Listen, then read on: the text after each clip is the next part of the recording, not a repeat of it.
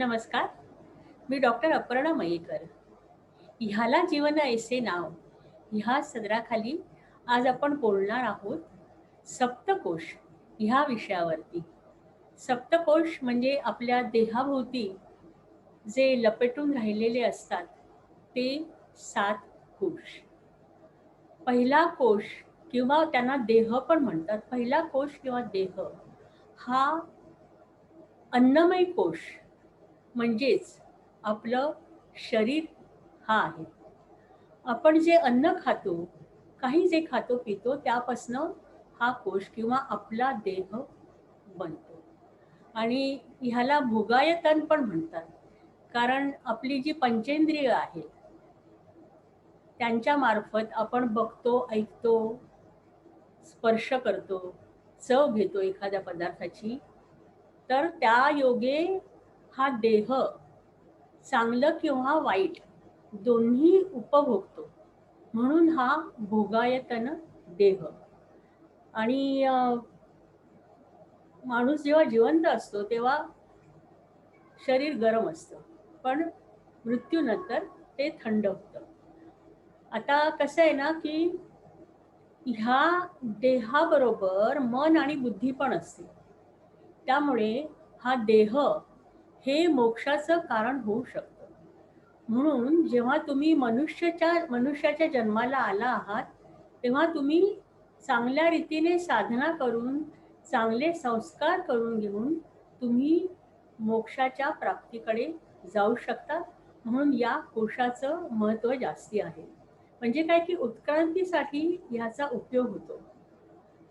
आणि कसं असतं ना, की त्या देहावरती जे संस्कार होतात चांगले वाईट किंवा ज्या प्रवृत्ती असतात, जे विकार असतात माणसाचे, त्याचा मृत्यूनंतर चांगला किंवा वाईट असा दोन्ही उपयोग होतो. म्हणजे तुमचे चांगले संस्कार असतील, चांगले विचार असतील, तर मृत्यूनंतर तुम्ही वरच्या लोकात जाऊ शकता किंवा तुम्ही पुनर्जन्म पण घेऊ शकता. पण तुम्ही फारच वाईट वागला असाल, तर तुम्ही पिशाच्याच्या योनीत सुद्धा जाऊ शकता. दुसरा जो आहे तो प्राणमय कोश किंवा ज्याला एथेरिक डबल असं पण म्हणतात. प्राणमय कोश हा शरीराभोवती 2 इंचापर्यंत असतो. प्राणमय कोश आणि अन्नमय कोश हे दोघं एकमेकांमध्ये इतके एकरूप झालेले असतात की त्यांना आपण वेगळं करू शकत नाही. प्राणमय कोश आहे तो आपल्या शरीराचं चलन वलन नियंत्रित करतो. काय होतं, कधी एखादा ॲक्सिडेंट होतो, आपल्याला जबरदस्त मार लागतो, डोक्याला म्हणा, शरीराला म्हणा, कधी आपल्याला मानसिक धक्का बसतो जबरदस्त, तर त्यावेळेला हा प्राणमय कोश काही काळ शरीरापासून बाहेर निघतो. जेव्हा तो थोडा वेळ बाहेर जातो तेव्हा त्या अवस्थेला बेशुद्ध होणे असं म्हणतात. आणि जेव्हा तो दीर्घकाळ शरीरापासून लांब जातो तेव्हा त्याला मनुष्य कोमामध्ये गेला आहे असं म्हणतात.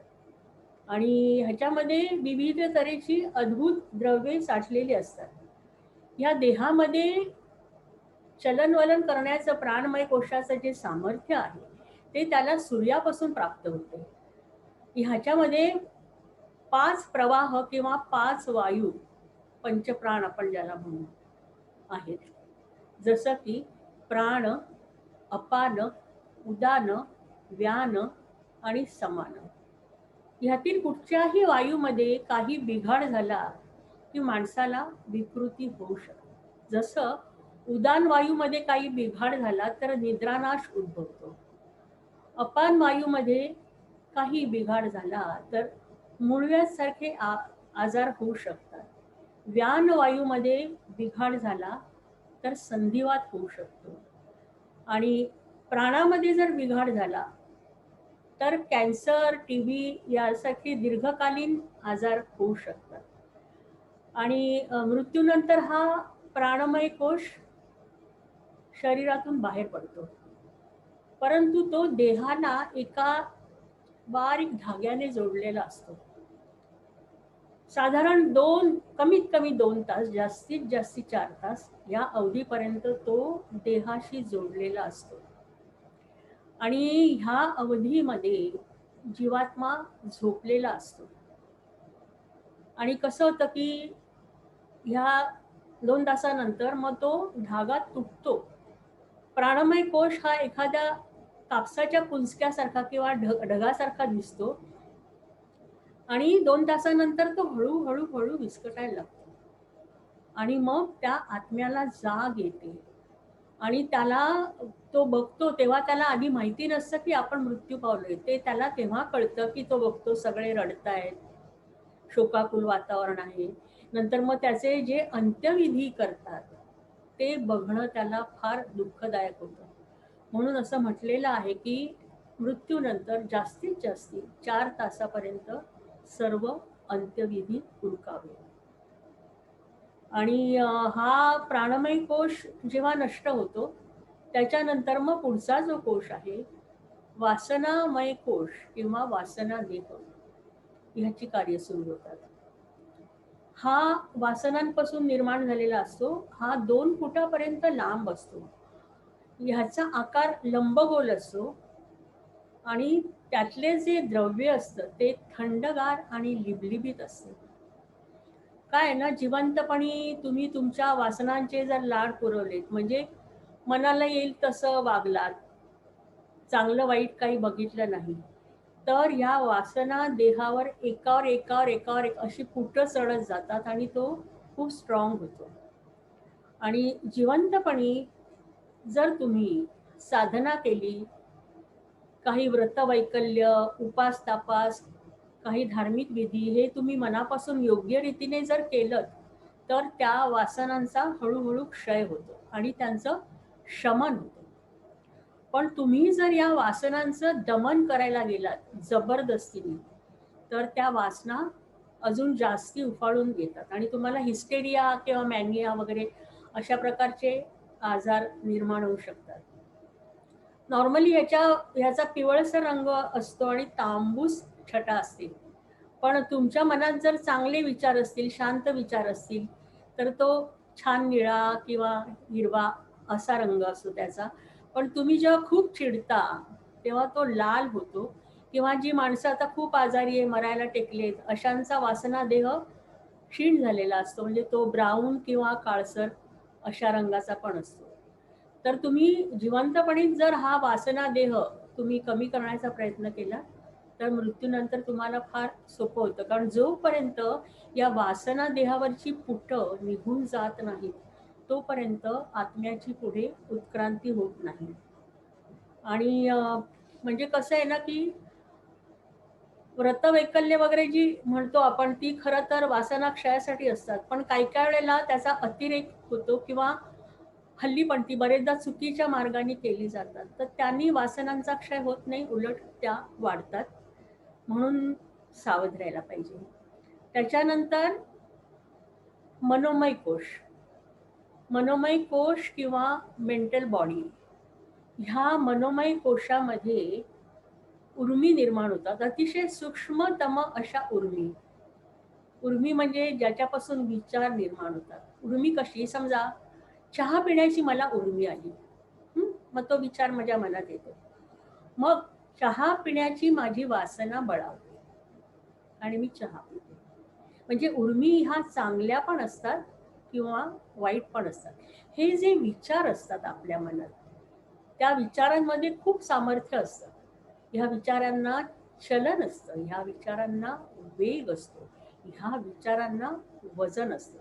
मग तुमचे मनातले हे जे विचार आहेत ते किती सामर्थ्यवान आहेत त्याप्रमाणे ह्या मनोमय कोशातील द्रव्य बनलेली असतात.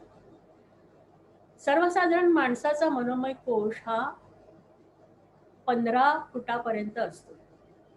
पण भगवान बुद्धांसारखे जे योगी होते, अनेक योगी, भगवान बुद्धांचा मनोमय कोश 3 मैलापर्यंत पसरलेला होता. तसं इतर योग्यांचे पण अनेक मैलांपर्यंत मनोमय कोश पसरलेले असायचे. त्याच्यानंतर येतो ज्ञानमय कोश किंवा कॅज्युअल बॉडी किंवा ज्याला कारण देह पण म्हणतो आपण.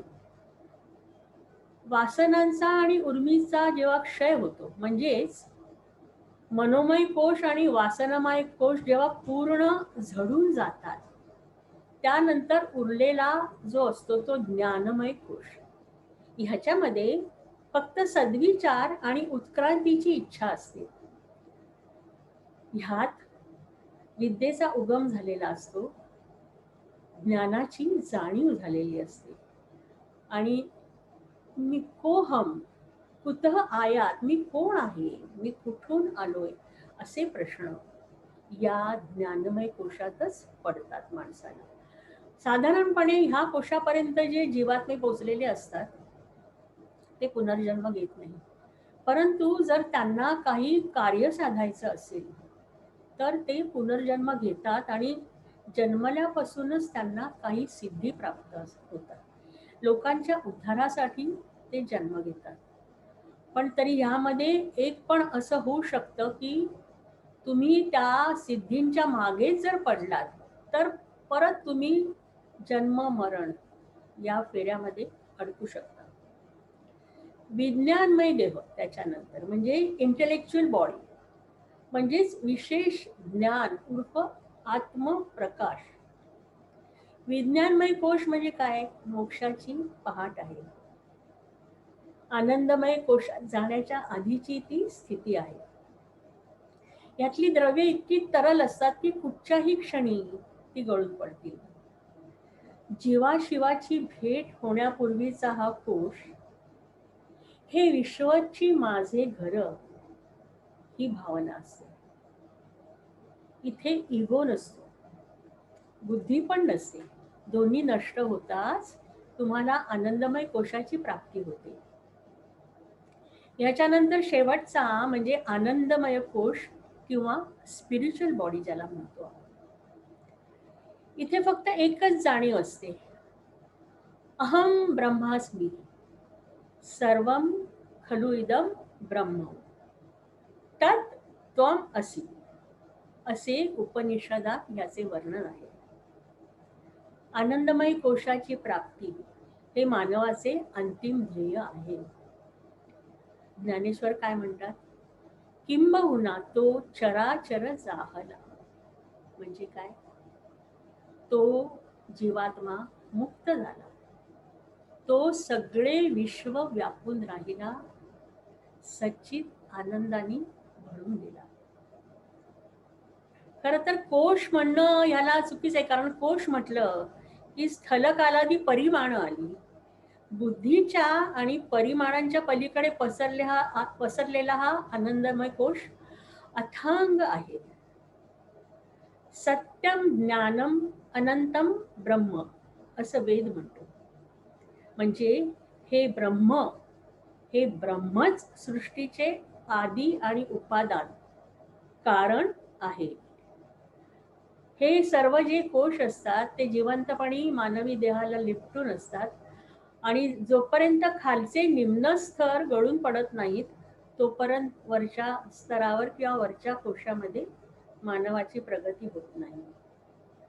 आणि पिंडी ते ब्रह्मांडी या न्यायाने विश्वातील सर्व वस्तूंना सप्तकोश व्यापून राहतात. तर मंडळी, आजचा हा विषय इथे संपलेला आहे. पुढच्या आठवड्यात आपण भेटूया नवीन विषय घेऊन. तोपर्यंत राम राम.